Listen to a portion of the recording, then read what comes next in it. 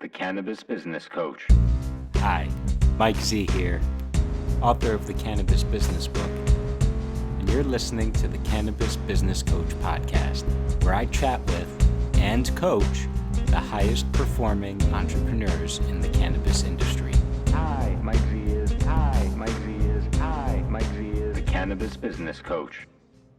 Hi, Mike Z here, and on today's episode of the Cannabis Business Coach podcast, I've got a jack of all trades, a renaissance man, Warren Bobrow, who is the author of many books, including Whiskey Cocktails and a book on cannabis cocktails, mocktails, and tonics. He's also the CEO of Klaus Apothicaire, and also a writer for Forbes. Say hi. Warren, would you be kind enough to introduce yourself, tell the folks a little more about yourself? Hey, my name is Warren Bobrow, and I'm the luckiest guy in the world. 9 years ago, I was resting my hat in the corporate world, trying to be someone that I was never going to be and shouldn't have been in the first place. But life has a funny way of throwing you things that are supposed to teach you certain lessons, and mine was that I was doing the wrong thing. I didn't actually write any words before May of 2009 when I lost my corporate job. It was an offshore exercise, and I'm glad that life had its own way of kind of pushing me forward and to figuring out what I wanted to become. But I really didn't know that I wanted to be a writer, and it took some extracurricular activities such as going back to school and learning to admit that I didn't have the skills that were necessary to go forward in life without them. So I learned it the hard way, and I worked for free for a long time, and that isn't the way any longer. So anyway, I've written a lot. Awesome. Well, we're gonna talk a lot about books today, and it's funny. I don't know if you've read my book, The Cannabis Business Book, but I kick it off with, "I'm the luckiest guy alive." So I'm wondering who is it? Am I the luckiest guy alive? Are you the luckiest guy alive? Or are we both super lucky because we're doing what we love in cannabis? I think when you're passionate about something and you're able to follow your dreams, it hasn't been easy. It's not working in weed seems for some people is a big money maker. For me, it's not. But I like helping other people find their passion and lend my assistance where it's necessary and where it's wanted. Sometimes when it's not wanted. But I've been, working on another project at this point, late game in my life at 59, and I'm really excited about it. So, and it has something to do with weed. So, and possibly it'll make money. Maybe. Nice. Warren, I wanted to ask you to really quickly show us your book. This is my fourth book of 6. It's Cannabis, Cocktails, Mocktails, and Tonics. It's sort of a deep dive into the crazy art of infusing THC into craft spirits and then mixing tasty little cocktails with them. I'm best known as the cocktail whisperer. I've written 6 books on mixology of my own. I have my first book is called Apothicaire Cocktails. Here it is in French. So we have that. Of course, we have I think this is my second book, Whiskey Cocktails. I have a third book, Bitters and Shrub Syrup Cocktails, which isn't here right this second. And I have Cannabis Cocktails, my fourth. Craft Cocktail Compendium is the 5th. The French one is the 6th. So there you have it. Amazing. Fantastic. Warren, how or why did you decide to enter the cannabis industry? I couldn't wait for you to ask me that one. Because I probably, because I'm crazy. The cannabis industry, even when I worked in the wine industry, and even when I worked in the rum industry, I was always known as someone who smoked weed. I've smoked cannabis since I was 12 years old. As I said, I'm 59. It's part of the person that I am. I mean, when did I not smoke cannabis? So why did I get into the business? I think I got into the business because it was an extension of the illegal side of the business, which we're really not supposed to talk about. But I always made my friends happy. Okay, awesome. And then I'm curious to hear a little more about the intersection of alcohol and cannabis and how you brought your existing skills and passions into the cannabis world. So, and for you, I see that as both with cocktails and mixology and also with writing. So tell me a little about how you fuse those two or three things and how that works. That's a really good question, and it comes from being in New York City and spending a little time in the care of the New York City Police Department. So I wanted to write something that was non-antagonistic, not like smoking a joint in the street, which will certainly get you arrested. I know. And it's not a pleasant journey, and certainly not a trip that I recommend out to Rikers Island when you're white. It's so true. Because many of the people that helped me get forward in my own life and my own experience, I had to find out on the other side of the gray bar hotel, as they call it. And each of these individuals came up to me the moment I got in there and they said, "What are you doing here?" And I said, "Well, I got caught smoking a joint." And they said, "Don't worry, you'll be okay. You'll be out in 48 hours. But it was 48 hours that changed the path of my entire life. And when I decided that I wanted to write the book, Cannabis Cocktails, it actually was around the time that I wanted to write the book, Apothicaire Cocktails, because the only ingredient that my publisher wouldn't let me include in the book was cannabis. Cannabis had many purposes in the early Apothicaire. One of the purposes was for healing. They weren't really quite sure how it heals. Like today, they don't really know how it heals or why it heals or what it does. It happens to do something. So it was included back in the 1850s here in the United States in the early Apothicaire. And I was actually down in New Orleans for Tales of the Cocktail back in, 2014. And I was doing a book signing on bitters and shrub syrup cocktails at the Pharmacy Museum on Royal Street. And coincidentally, at the same time that I had my book signing, they were doing an event on cannabis in the early Apothicaire. And I knew at that very moment, it became crystalline in my mind exactly what I was going to write my next book on. And that was cannabis in the early Apothicaire, but in the format of myself being a master mixologist. I was going to include cannabis in mixology and change the world. And it has. Amazing. I love that.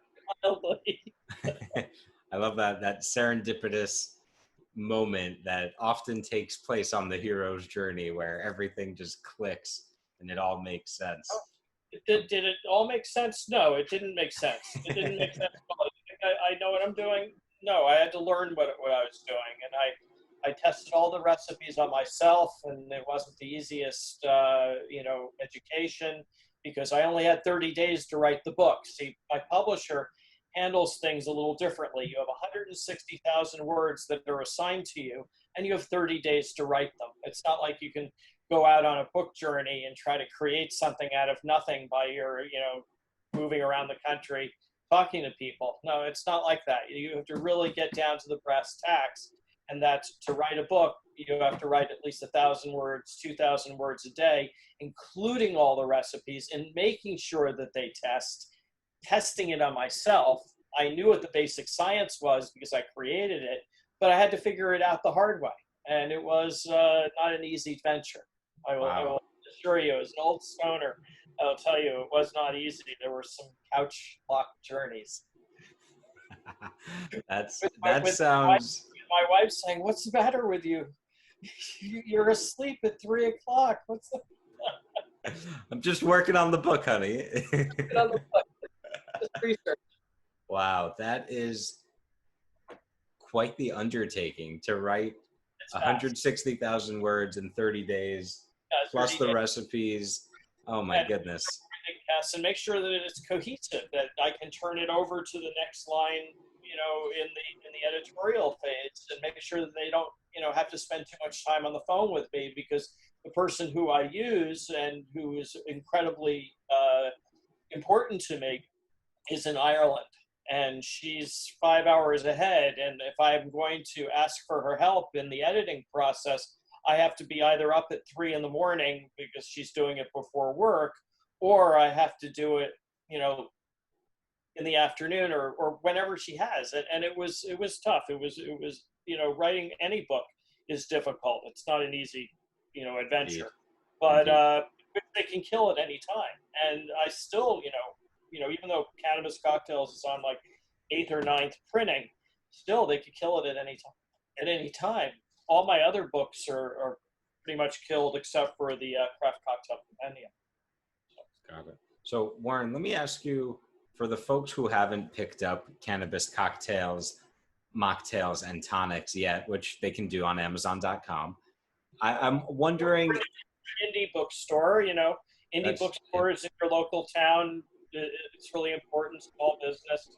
We're all about indie books. I mean, Amazon's great, but they drive a hard bargain. Your indie bookstore is much better use of your money. Anyway, I'm sorry. No, thank you for that. No need to apologize. You're right. I was going to ask you, for the folks who might be listening who are not master mixologists and maybe want to experiment with cannabis and alcohol, a potentially explosive combination. I wonder if you have any, if you can offer like a very brief lesson on the basics, or alternatively, clear up a common misconception that folks may have about the combination of cannabis and alcohol. Mixing cannabis with alcohol is a lot like eating Thai food for the first time. You probably don't want to go to a Thai restaurant and order it Thai spicy the first time out. That's why my book is somewhat flawed, because the recipes are strong, and I wrote the book not for the recreational user, but I wrote it for the medicinal user, of which I am. I'm a patient. I have glaucoma. I take cannabis to reduce my eye pressure. The drinks are strong. I appeared on Viceland Live and destroyed them on live television. You can't make that stuff up. To them, it was somewhat horrifying. To me, it was exactly what they asked for. I do events all over the United States. In fact, I've done them around the world, and I will tell you that you get what you pay for. And if you want to get destroyed, I'm your man. So, as I said, you don't have to take the entire cocktail as one drink. You can break it up into 5 drinks, and it's still going to be pretty potent.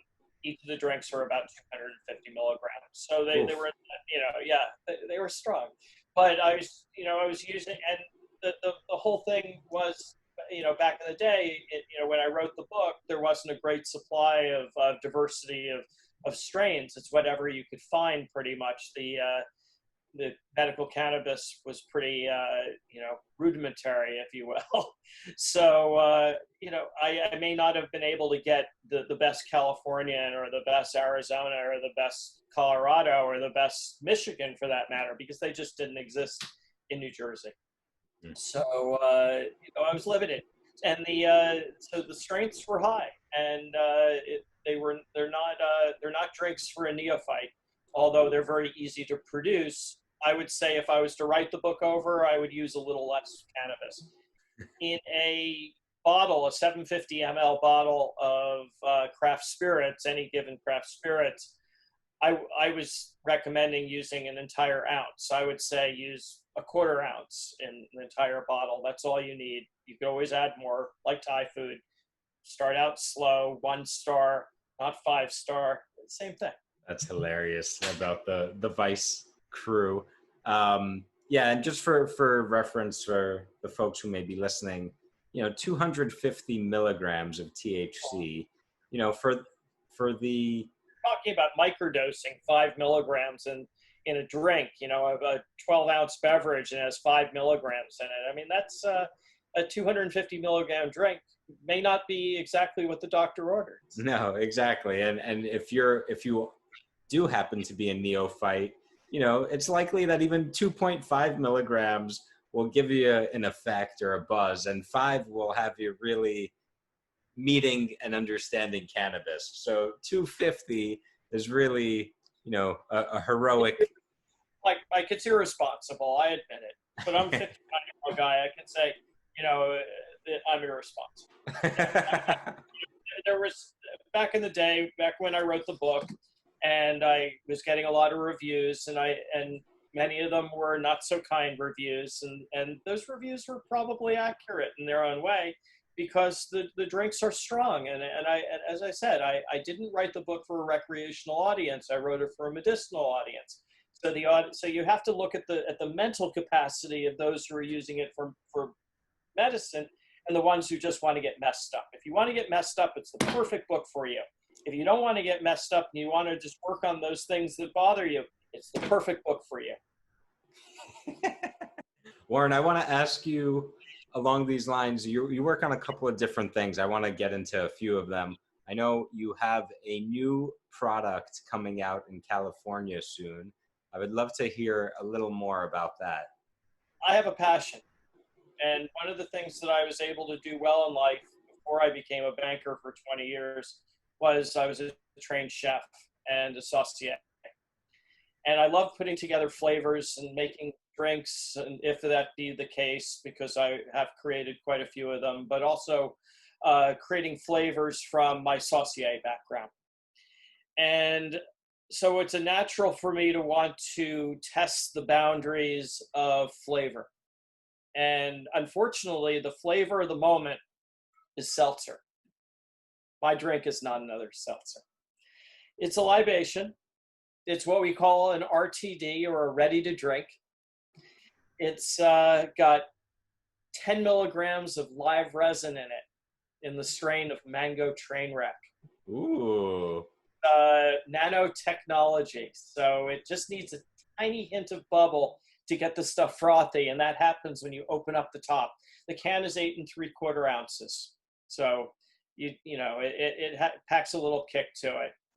It's under the name Klaus Apothicaire, which is my 1860s or 1850s German drinking gnome, who's traveled around the world with me. So he's a real thing. And I was just over in Germany in October, teaching at the Berlin Bar Convent, and he came with me, but he's also been to Russia. He's been to all the rum events around the world. And so he's a real thing. And he decided that he didn't want to drink quite so much, and I quit drinking completely, except for wine and beer. And we're much healthier because of it. And he is now the exemplification of my craft in a THC-infused beverage, or libation, as I would call it. And I use some beautiful ingredients with individuals here and gone. And I pay homage to the ones who are gone in a liquid reference. And that would be my late friend, Gary Regan, Gaz Regan, with his number 6 orange bitters, and my late friend, Joe Fee. I'm using his lemon bitters in the first mocktail, if you will. And that's also with Pickett's ginger beer and Verger Boiron lime juice from France, and just a touch of fizz to get things lively. And that's it. And that's the first one. Then we have a couple more drinks that we're working on still, and it's a lot of fun. My mouth is suddenly watering. I feel like I got secondhand cotton mouth just hearing about that and wanting to try that. Where is that going to be available? Southern California, of course, because that's where the money is. People who have good taste, we want to attract their abilities and their tasting abilities. I want to get it up to San Francisco, of course, because I have nice relationships with different, what do they call them, dispensaries up there. It's so funny when I consider, living here in New Jersey, where everything is so stigmatized, that when I walk outside to smoke a joint in the street, really in the back of my mind, I'm looking over my shoulder to make sure I don't get arrested. Even though I have a card here in New Jersey, still in my brain, it's illegal and it's stigmatized. I go out to California and it's like, oh, which dispensary are we going to go to today? It's so different. It's so profound, and it's not going to go away anytime soon. That's why the sale of the beverage will be in places like Malibu, San Diego, I Beverly Hills. Why not? West LA. The places where the money is. And then they have me with my personality and mixing drinks live and direct. And we'll see what's permitted with COVID. I mean, but part of being in charge of the company and the CEO is to get in front of people in whatever manner I can do. And I may be able to do it virtually from New Jersey, but really to be effective in this market is to be a friend and to be someone that's a real face and bring Klaus along. What are some of the differences that you've observed as far as culture between the alcohol world and the cannabis world? Oh my God, the alcohol world, I'm glad not to be working with drunks. I worked with drunks for a long time, and there's two different types of drunks. There's functional drunks and there's dysfunctional drunks. Unfortunately, 90% of the people I worked with in the liquor business are dysfunctional drunks. Even though they're out there making money and being successful or doing whatever they're doing, it's very, very difficult to keep that going for a long period of time. So that was one of the things. And that's one of the things that I really don't miss. I don't miss going down to New Orleans for Tales of the Cocktail, where I would be the last week of July every year for 10 years and sweating my ass off and being around people who were in one state of intoxication or another, having been drinking from the moment that they got there to the moment they left without sleeping, with hangover and alcohol coming over everyone's breath. I don't miss that. I don't miss that. I don't miss the 55 pounds that I lost by not drinking anymore, by not drinking distilled spirits. I don't miss that at all. I don't miss the hangovers. I haven't had a hangover in years. I don't want to tell you. I mean, it's like, I feel great. I feel great for a 59-year-old guy, and I feel even better sharing that you don't need to drink distilled spirits. Do you ever look at a bottle of booze and see a label of ingredients? Do you know how much sugar they add to that? Do you know why Hennessy is so popular in the inner city? It's because they add 2 ounces of sugar to every bottle. Your teeth are rotting out of your head in every single drink. Is that good? Is that bad? It's permitted. There's a famous owner of a cognac company who will remain nameless. He's also in the rum business. And I asked, why do they add so much sugar to their rum? And they said, because it's permitted.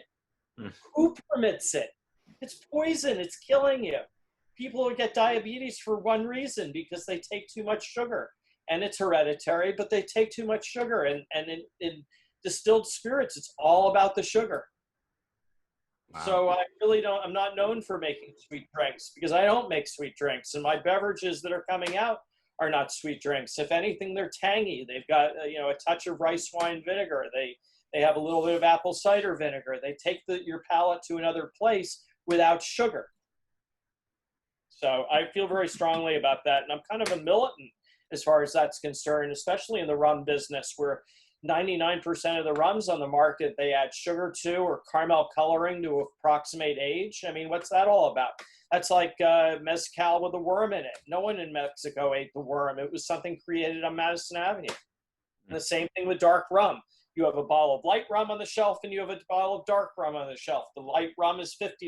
The dark rum is $75. Which one is the older rum? Guess what? They're both the same age. And the dark rum has more sugar added and it has caramel. So how do you know? You don't, because there's no label of ingredients. Unlike in cannabis, I mean, when you're dealing with legal cannabis, you know what's in it. You've seen the test results. As long as the test results are accurate, you know that you hope that they are. But in Buddha, you don't see anything. You have absolutely no idea what's in there. It could be anything. Interesting to hear you say all that, because one of my fears and one of the things I'm observing is, more and more of the new states that are coming on board with adult use cannabis are trying to model things after how alcohol is being regulated.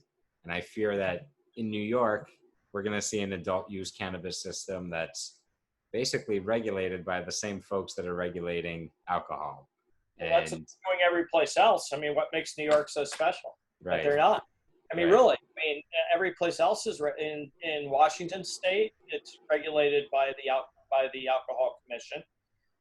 In Las Vegas, I believe it's the same thing by the Alcohol Commission. I mean, if you didn't trust them then, you're not going to trust them now. They're not going to change. It's all political. I mean, it's all an appointee basis, the alcohol commissions, and whoever is the party in favor is the one who controls the appointments, and that's just a fact of life. I mean, it's civics, basic civics. You look at who's running alcohol, you find out who's running weed. That's it. In legal places. In illegal places, you know, you look to people like myself who grew up in incredibly affluent surroundings, and many of the boys and girls, I would say, of my contemporaries, you could never talk about what their parents did because they didn't know what their parents did. But, you know, it wasn't legal. So, here's Sopranos, man. It's all real. These are real people. You know, they had kids. They grew up with me. Amazing. Warren, I want to ask you about your writing, and in particular, you cover a variety of cannabis topics for Forbes, and one thing I love that you do is interview people and ask them 5 questions and share some of their stories. How do you decide what to write about? How do you figure out, I'm going to ask these questions, or, you know, I just want to hear a little about that. Well, I'm insanely curious about people. I really like learning other people's stories because it creates a universal story. And if anything, I like writing about those who don't have what some have. And I was talking to someone today about that, how I like to change people's lives in a very succinct way. I've been writing about some young people out in the West Coast, some young people of color out in the West Coast who have not been given the fair share that they feel like they deserve, and I believe that they did not deserve. They needed to really have a voice, and they were never going to get it. And so when I met them, I said, I have to get your work out there. What you do is so important for yourself and for everyone else, has to be made public. And I wrote about them, and this one guy went from like 2 dispensaries to 600. His life has changed. Absolutely. And that's why I do it. Because it's not for all the famous CEOs. It's not for all the big name people. It's not for all the payola PR money that tries to filter down my way, because I don't take pay for play. I'm not interested in talking to those who have. As I said, I'm gonna write about them anyway. But I want to learn about the growers. I want to learn about the mom and pops. I've been writing these little bits for the Flocana people, and I know it's a big mega corporation, but really their focus is on terroir. Their focus is on small producer and mom and pop and legacy grows, and that's what I'm trying to grow in my writing. I want to develop a word of authenticity, because that's the weed that I'm smoking. I'm not smoking the big name shit. I'm smoking the stuff that, okay, well, Brothers Grimm is big enough, but, still, I mean, who gets that? No one. So that means something to me, and I want to write their stories. I want to tell their stories. I want to be inclusive rather than exclusive. And it's funny, I got an email the other day. They were saying, like, I had to go out and get PR to get them to find out who you are and get your email address. I was like, man, join LinkedIn. You see my email address right up there. I'm not such a mystery. I live a pretty public life. You take a look at my Instagram. I think there's probably something on there. You can go to cocktailwhisperer.com and get in touch with me. I mean, if you want me to write an article, pitch me. But I don't write about CBD. We're not doing any hemp stories. There are no beauty products anymore. I kind of fell down that ladder because I was curious, and then I couldn't figure out, what was what. Snake oil is what. Oh man, don't open up that can of worms here. I don't want to get in trouble. But yeah, it's true. Yeah, it's like you talked about the alcohol labels, like those CBD products most CBD products are just as, what's the opposite of transparent? Well, it's opaque. Yes, there you go. Light goes through, but not well. You know, and I have a personal experience with that stuff, and I have to be, you know, completely forthright with it. My grandfather made patent pharmaceuticals, and he was approached by the FDA and the FTC back in the 1960s for making snake oil. And his most famous product, which really created a national, if not an international following for him and made him a successful man, was for a product called Geritol. And it was for something that no one had, and that was iron poor blood. I mean, men don't get it, and it's like 1/10 of one basis point of all the women in the United States can get iron poor and anemia, but it doesn't exist. And they were selling it as a way of having vim and vigor come back into your step and make you into something that, you know, 2 tablespoons of this 50% alcohol serum is going to make you a bright and chipper young man again. The FDA and the FTC had a real problem with that, and they ceased him the ability of making, you know, manufacturing the product in the manner that it was, because it didn't have that little FDA disclaimer statement: this drug is not meant to heal or cure any known ailment. CBD, to a certain extent, does not have to do that either. It's an unregulated vitamin. I mean, it has no efficacy as well as anything. And, you know, I know that there's a lot of fighting about what CBD actually is, but what I see it as is no more than rope on a sailboat. You know, it's hemp. You know, the world was discovered because of hemp. We know this. If the world wasn't discovered because of hemp, the world would have never been discovered until, you know, synthetic sails and synthetic rope came out, because hemp was the way that they, you know, took the sails up and down. That's the only way. You didn't row across the Atlantic at that time. So hemp was really important. And we also, you know, look back in the rum business. We look back and see what was in those barrels. They were bringing tobacco back and forth, but I think they were also bringing hemp back and forth. And of course, the sailors weren't just smoking tobacco, they were smoking weed. What else are you going to do on those long voyages across the ocean? You know, they had a daily rum tot, which was about 16 ounces, and it was usually highly overproof in the beginning, and then they made grogs by adding lime to it, hence they were known as limeys. Oh, wow. Nice. Warren, I want to ask you, what is your highest power? Oh, my God, my highest power?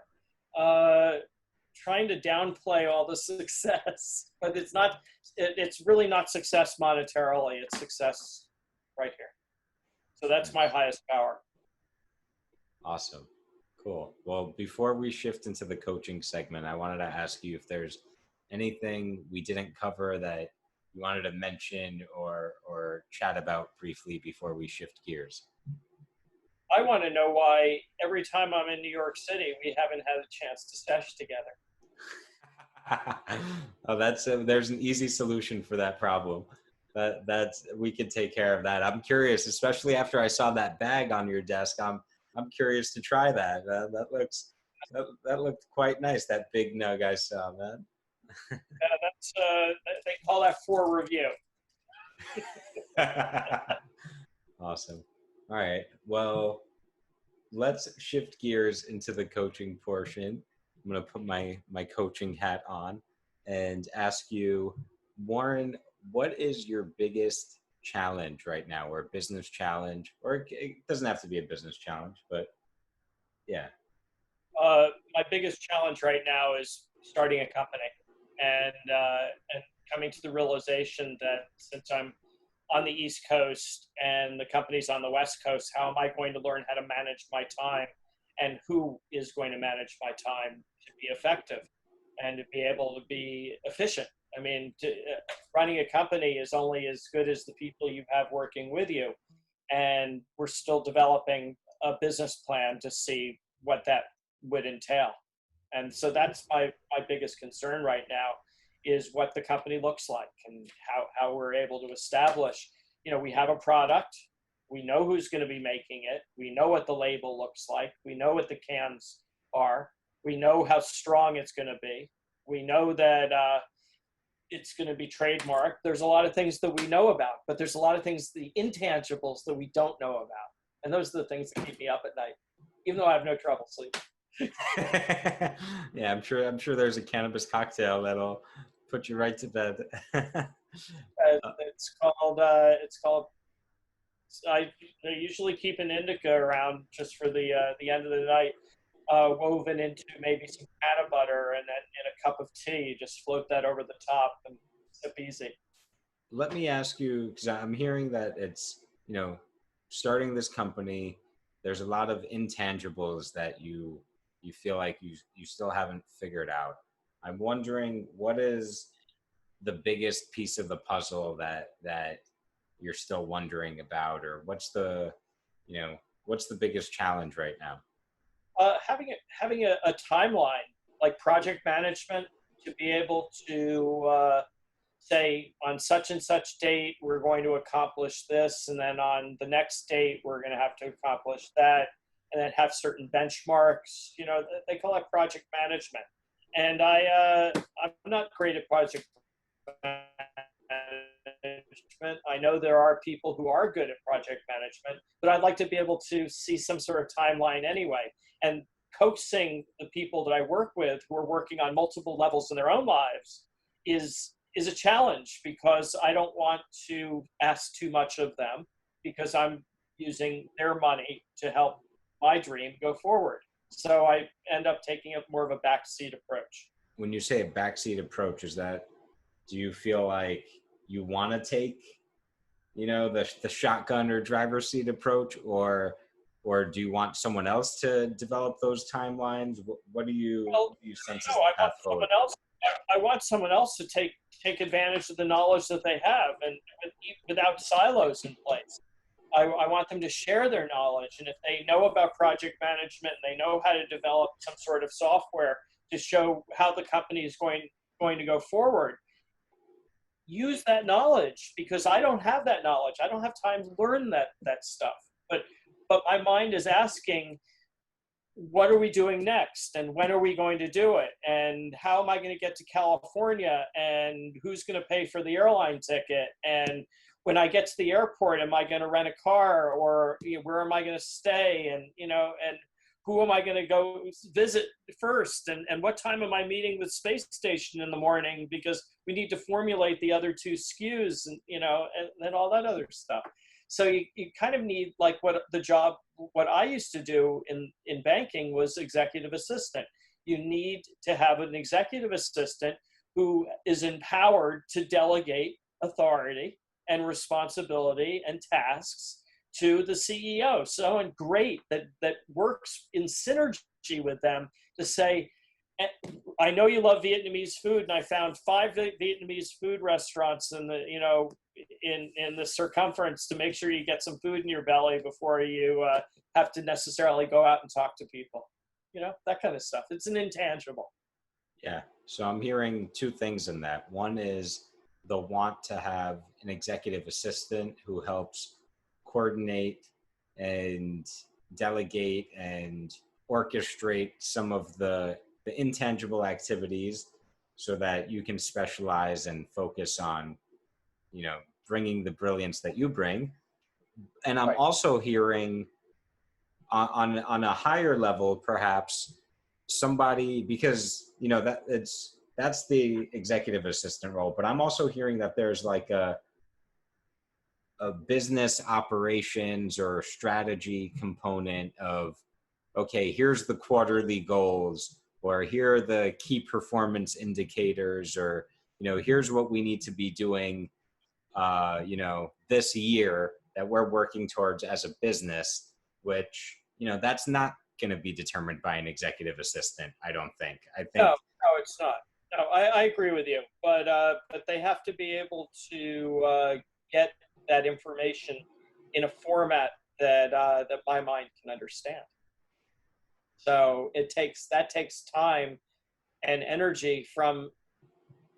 I just see it as a strategic hire in a company to be able to free up the individuals to do what they're able to do well and to the best of their ability, and to make the rest of the minutia, the back office stuff, easy. and easy to comprehend and to understand.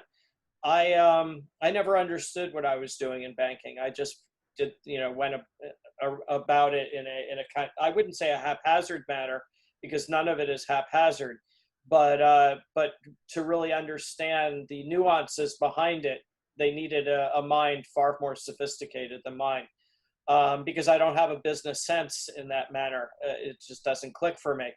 But flavor, that's something I can talk all day about, and combinations of emotions and dreams that you've had when you think back of meals that you've eaten and wines that you've drunk and cannabis that you've smoked. That's my strength, and that in its own way is that kind of intangible. But the day-to-day operations of a business, I have some problems with that. So you want to make sure that that the taxes are getting paid, that that everything is being done above board, that you have good legal representation, and that they have patience with me. Most important.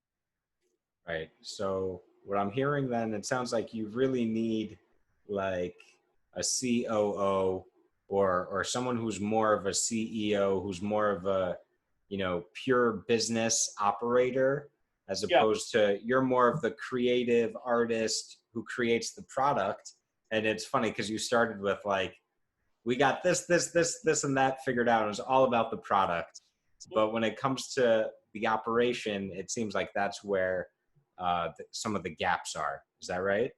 I absolutely agree with you. Yeah. So That's not easy. That's not easy at all, and it's been a challenge. I mean, this isn't my first company. I owned and founded or co-founded a business in Charleston, South Carolina, back in the '80s, named Old Charleston Pasta.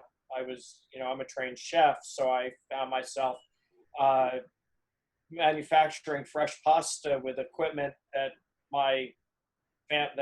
I was able to borrow from my dad and grandfather money to buy this beautiful Italian pasta machine and the handmade dyes. Really made something that they'd never seen before in Charleston. It was mostly fried food at that time. It wasn't a culinary, destination that it is today. And I went gangbusters, and I was selling to 24 restaurants on a daily basis, and major supermarkets, and even out of state. And then in end of September of 1989, we had Hurricane Hugo, and I lost everything. So lost everything except for the money that I owed my dad and grandfather that took me 20 years to pay back working in a bank. So as soul sucking as that is. So I kind of, when you work around finance people and everyone's an MBA, they're not so easy to get information out of them. Everything is pretty close to the vest and very proprietary, and everything else is automated. And you basically just have to be a monkey or anything that imitates a computer. Doesn't need a person. You don't need a person to push buttons, and to make that happen, it was just so soul sucking to me. And I just felt at the end that anyone or anything, even the chicken that pecks the keys, could do the job better than I was doing it, because they didn't need a person to find a restaurant reservation or coach someone on what clothes to wear necessarily in a bank. And they just didn't have the use for a real executive assistant anymore. And that's gone by the wayside. So the whole idea of what I do or what I did was not necessarily be a business mind, but more of a personal mind. And so that part of the business, I've seen incredibly successful and altruistic CEOs who may not necessarily have that business sense, because they're able to focus on the things that drive the company forward, but they have great guidance from the people that work with them. And I believe and trust in the people I'm working with to provide that focus and that function. But as far as being an EA in a bank, that was no worse. I'm wondering, do you have the people on your team already, or the person on your Yeah. team already who can Yeah, we do. provide Yeah. that business We do. perspective? Absolutely. Absolutely. No, I wasn't complaining. And I wasn't saying that we're looking to hire someone. No, we have everyone in place. Everyone's in the place where they need to be in the company. And I'm not by any means saying that I'm looking to place a COO or a CIO or a CFO. No, that has nothing to do with me. My function is to do my job to the best of my ability and to make that happen. The incubator that I'm working with has a corporate governance set up already, and I'm happy to be a part of their corporate governance and to be, it's Klaus Apothicaire is a part of another group, and I'm very happy that they're successful in all the different products that they're coming out with that they have out already, which are some incredible things. So, but right now my greatest goal is to get Klaus on the shelf. Got it. Awesome. So I'm hearing that you did the wise and prudent thing of not trying to do everything by yourself, but instead surrounding yourself with people who have complementary skill set and complementary knowledge, so that you can divide and conquer. And so 1 + 1 can be 3 or 5 or somewhere in between, maybe around 420. And that you're actually set up in a good place where you've partnered with folks who have a track record of success in doing what you want to be doing, and you're able to focus on your specialty, which is creating craft beverages with a touch of cannabis. Right. And if you want to be adventurous and you want to kind of break out of the boundaries of the boxes that are put up by society, you can consult my book, Cannabis, Cocktails, Mocktails, and Tonics, and you can take any given recipe and you can add a little alcohol to it and you can see how it makes you feel. I can personally tell you that the experience is otherworldly. I can tell you that it made me feel like I was in a warm embrace. I can tell you that it was not overwhelming. I can tell you that that of all the things that I've enjoyed in my life, this is the one that I want to talk most about, because it was an experience that will always be with me. That it's a friendly thing. It's not overwhelming, and it's not something where you have to worry about necessarily like a bad trip or something. I know that psychedelics are entering our communication, and they're being legalized in certain states around the country. But I think that must be taken with a grain of salt, or even sugar, if for that matter, because not every time you take mushrooms, it's going to be a good time. And not any time you take LSD, it's going to be a good time. But I will tell you that any time that I smoke cannabis, I don't have to worry about my brain taking over and not wanting to look in the mirror because who knows what I'm going to see. I mean, I don't worry about that stuff. But I do worry about people haphazardly taking psychedelics and not knowing the power of their brain. And that's, just a basic philosophy problem. Going forward from our conversation today, what's one step you can take towards lessening the degree of this challenge? One step I can take, well, when we have we have a weekly call on Thursdays, and we talk about where we're, the things that are on our mind and the things that are concerning us and the things that we're working on. And, I'll make it one of the headings in the call that we're going to discuss timeline, or we're going to discuss a project management and see, how there can be certain accountabilities. So I can try to manage my time during the week. And because I'm writing for Forbes, I have to set aside time for that. And I also want to set aside time for Klaus. So they have to help me do that. And we need to do that by establishing this project management software. Awesome. And there's a few that I'm aware of that are fairly popular, like Asana and Trello is another one that people like. Um, and I would just say, I would add to what you said. I think that's a great next step. And, I would just encourage you, based on my experiences. I know for me that if I'm working in an ambiguous environment, I will find every way to be lazy as possible. And the thing that keeps me honest and on track is having some clear and well-defined goals, because then I know exactly what the mission is and what the finish line looks like. And Right. then I can work backwards and figure out for myself, all right, what do I need to have happen this week, for example? But for me, it's all about having that juicy, smart goal that I know, oh, okay, this is why I got to show up today, so I can get closer to that goal. Right. Yeah, and that's another whole issue. I mean, how do I get closer to that goal and not get overwhelmed in the other things that I have going on in my life? And that's especially profound in the era of COVID, because so much of it is unknown, and that's what makes it an intangible as opposed to a tangible. Mm. Awesome. Well, I think one thing is certain, and that's that we still have 24 hours in a day. Yes. And so, fortunately, you're a very creative fellow, and I have no doubt that you can whip up a way to schedule your time where you'll get things done in a good way, both the tangibles and the intangibles.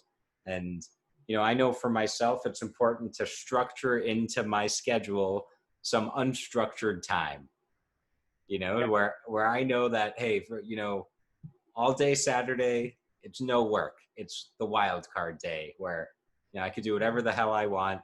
And I'm not thinking about the work because there's always Sunday and Monday. In 2 weeks, there's always Sunday and Monday. Exactly. Awesome. Well, Warren, I want to thank you for taking the time to chat with me today.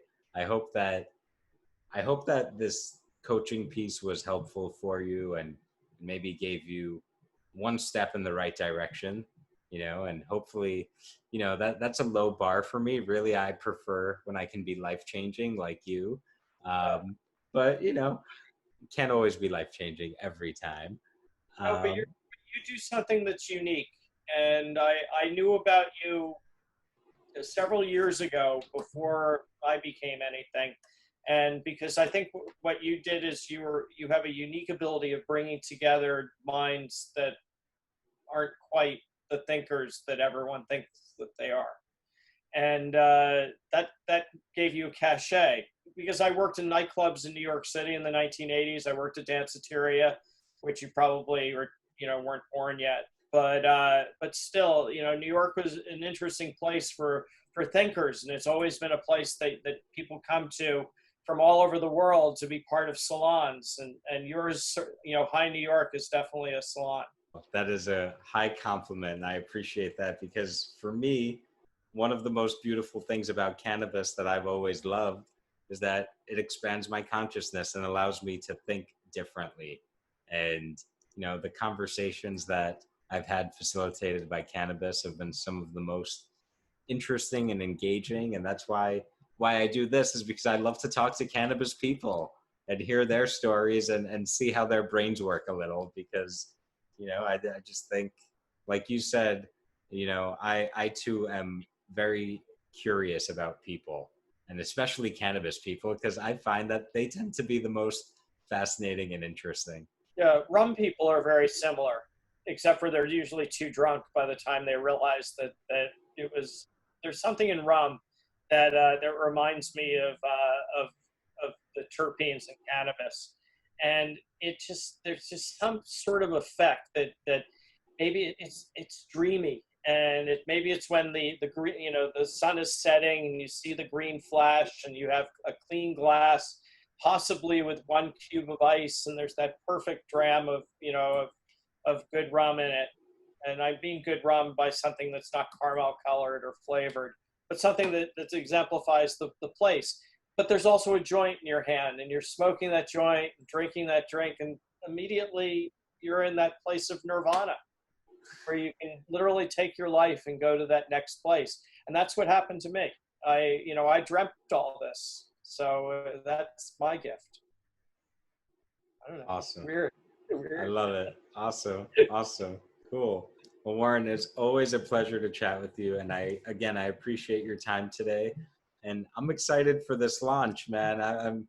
Next time I'm in California, I'm gonna look it up and try to get my hands on some Klaus. Yes, it's the first drink is called the Mesro cocktail, and it's named after Louis Armstrong's weed dealer, Mesro. Mesro. Yep. Cool. That's awesome. I like that little nod. Sweet. Yep. Well, Warren, thanks again, man. All the best, and have a great rest of your day. I suspect you're going to be smiling most of the day, given that beautiful bud that you showed me earlier. And it's definitely intellectual. I will give you that. It's a conversational and intellectual high. Amazing. Awesome. Well, then you unsurprisingly chose the right pairing for today's festivities. Wonderful. Even if I didn't shave. That's awesome. That's fine. This isn't the bank. We don't have to shave here. That's right. I don't want to shave for 2 days. Damn it, I'm not going to shave. Let me tell you a quick story before we go, because I started my career in wealth management at a bank, and I was just out of college and I was living in LA. It was a Friday. It must have been my second or third week at the bank, and I didn't shave that morning. The reason being, it was Friday. I wanted to go out that night, and I wanted to have some stubble so I wouldn't look so young. And my manager at the time pulls me and the other associate, who I guess he had the same, or the other analyst, I guess he had the same idea as me, or just was feeling lazy or whatever, also didn't shave. And our manager, brings us into an office, closes the door, and just yells at us and chews us out. And he's like, do you know what the hell you're doing? What do you think this is? If you don't want to be here, I'll have 100 resumes on my desk tomorrow. Blah, blah, blah. Just chewing us out for not being perfectly clean shaven. I know exactly. I had that conversation given to me. Yeah. And so that was probably, you're where? Sorry. For National Westminster, for NatWest. I started as a CSR, customer service agent. Gotcha. For me up. Yeah. And I deserved it because I looked like a slob. I didn't look like a banker. And you don't wear an Italian suit. You wear a Brooks Brothers suit. You wear a uniform. And if it means having a razor in your car, you make sure you're clean shaven, because you're the face of the bank, whether you like it or not. And I survived based on my intellect. I didn't survive based on my financial acumen. Nice. Well, I remember that was the first of many hints that I would not be staying at the bank for very long. 20 years to get it through this thick skull. And there was a time I had hair, it was like that long, because that was what my brain was being indoctrinated as. It was like, you don't want to stick out. You just look like everyone else. Yeah. But that's not for us cannabis folk.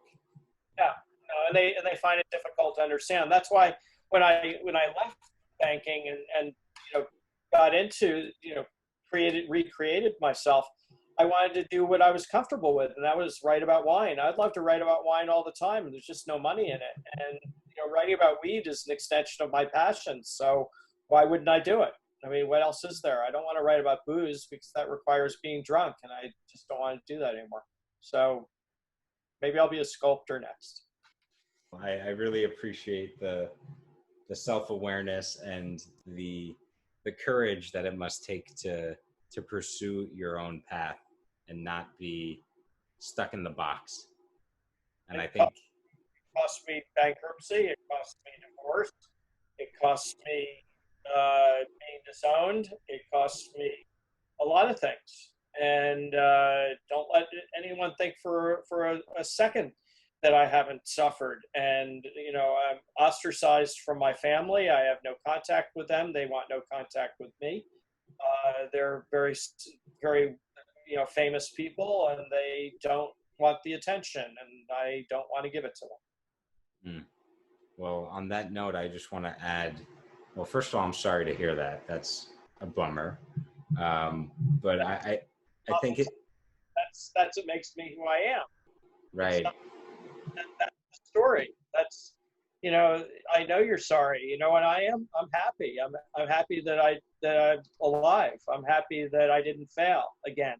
I'm happy that I was able to do something that brings people happiness. I was happy that I was able to be inspiring to others. What kind of gift is that?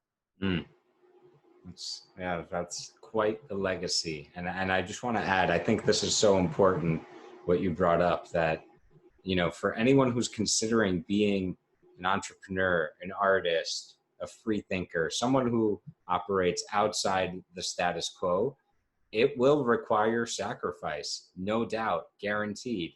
And, you know, you have to really be willing to pay the cost to be the boss, as the James Brown song goes, you know, because nothing is going to come easy. You know, the freedom that perhaps, you know, that I imagine Warren has, or that I have, and, you know, the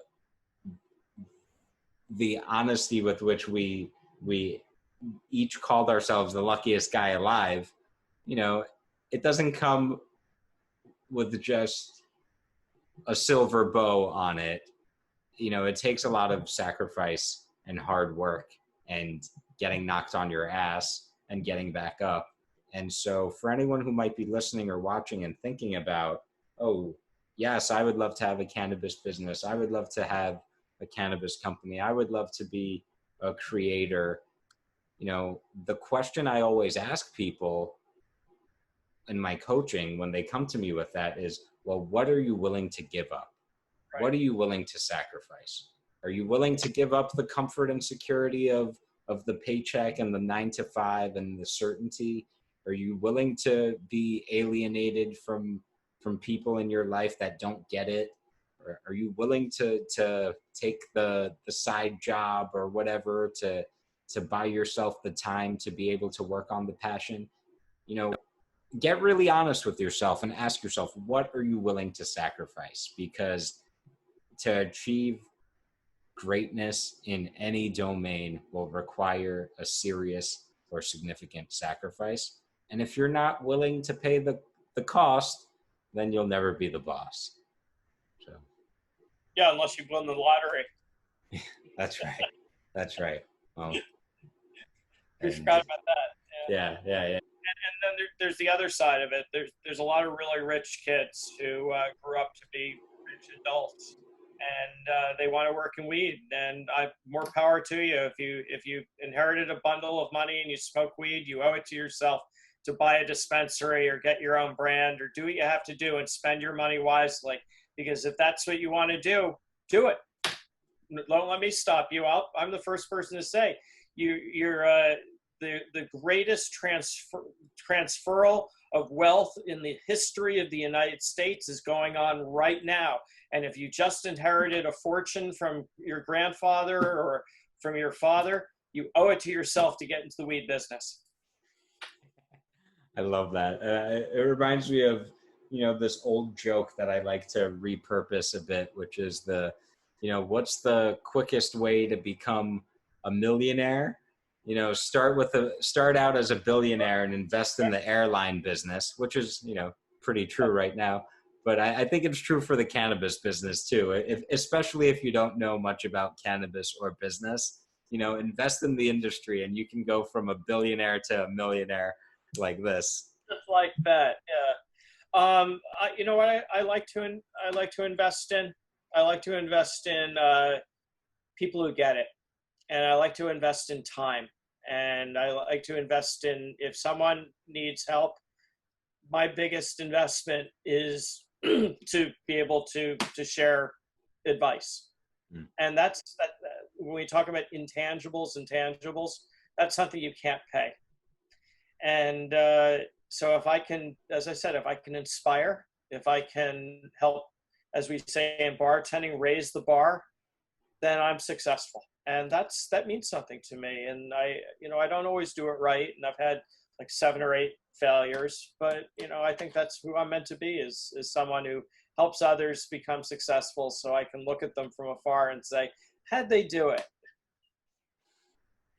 In order to become successful, you have to have a definition of success. And I think a lot of people skip that foundational step because they assume, yeah, me being successful in the cannabis business means becoming the next cannabis billionaire or zillionaire or whatever it is. But that's just one definition of success. And in fact, I would argue for most people, especially the folks that I like to associate with and have on the show or highlight in my book or my writing, largely, by and large, those folks' definition of success doesn't start and end with dollars and cents. It's all about the intangibles, just like what you're saying. It's all about having that impact on the world and helping to bring a little more sanity, a little more justice, a little more connection, a little more equity, and all these other things that I believe to be the cannabis values and the cannabis culture, and bringing a little bit more of that into the world. That's success, in my opinion. Yes, money is great, but you can go make money in any industry. That's not unique or special or, in my judgment, particularly exciting. Well, it's also the counterculture, and that's what's so exciting about it for me. I mean, I love the idea, as much as things are legitimate and legal now, I love the idea that for most of my life, cannabis has been illegal. So that's exciting. That's interesting. That's the bad boy side of it that I like. And I'm attracted to it. And that might be dangerous in its own way, but I don't think anyone got to be successful in weed without taking a certain amount of risk. And I think that's important to realize, that not everything is going to be legal. Some things are extra legal. Scanning the periphery. I think the second that I add alcohol to cannabis, it's really bad. It's really illegal. There's no sort of legal or somewhat legal. Adding alcohol to THC products is illegal. I said it all. Yeah. Awesome. Warren, thank you again, man. This is fun, and I'm looking forward to your launch. I wish you nothing but success, and just keep doing what you're doing and keep that big smile on your face. And I have no doubt you will continue to uplift others and the community and have great impact. Yeah, I hope I don't have any food in my teeth, do I? No. Hi, Mike Z is. Hi, Mike Z is. Hi, Mike Z is the cannabis business coach. Hi, Mike Z is. Hi, Mike Z is. Hi, Mike Z is the cannabis business coach.